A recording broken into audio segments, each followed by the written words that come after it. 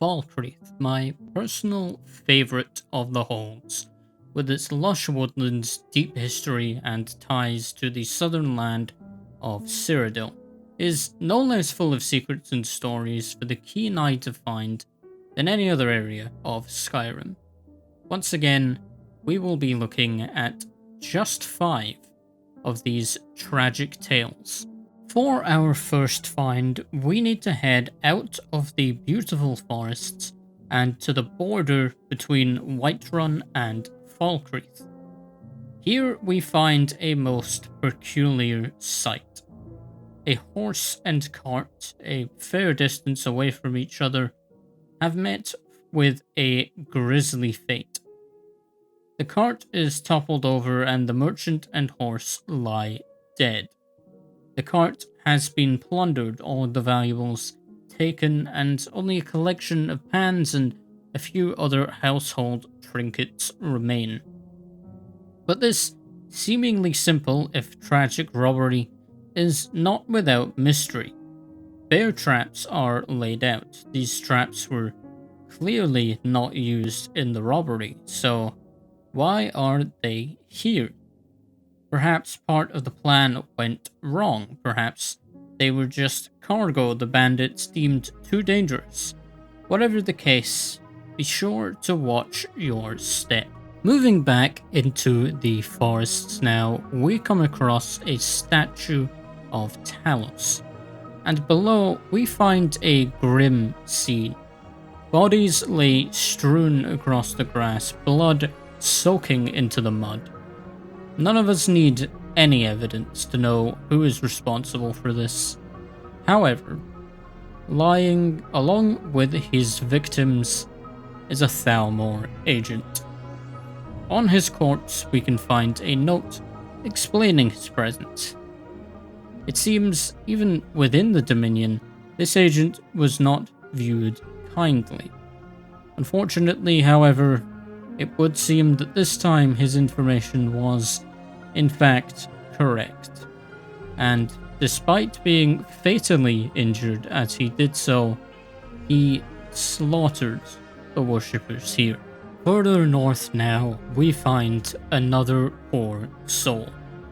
This time a Dunmer lying next to a stone cairn, blood splattered across it. An interesting note is that whilst this is a dark elf, he has suspiciously light skin, as if his blood was sucked out of him, which is likely exactly what happened, as this is found just up the road from Half Moon Mill, which, as we learn from contracts in the Dark Brotherhood, is home to 2 vampires. This unfortunate soul was likely just another meal for these 2 creatures of the night. Heading into the mountains now, we find an interesting sight indeed. A skeleton missing both of its arms and its head, with an axe embedded in the tree just above its neck.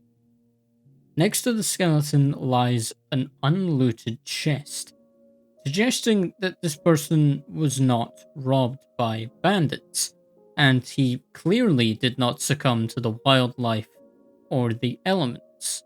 Perhaps this was a crime of passion, or perhaps, given the conjuration skill book found next to the chest, a summons gone wrong. We will never know, but one thing is for sure. The wilds of Falkreath are dangerous indeed. Returning to the forests once again, we have our 5th and final find. We enter into a misty clearing, presided over by a necromancer. Once he is slain, we can take a look around. An altar lies in the center, blood clinging to every surface and topped with poison, bones, and this necromancer's latest victim, an imperial woman. No doubt the world is a better place now that we've removed this necromancer from it.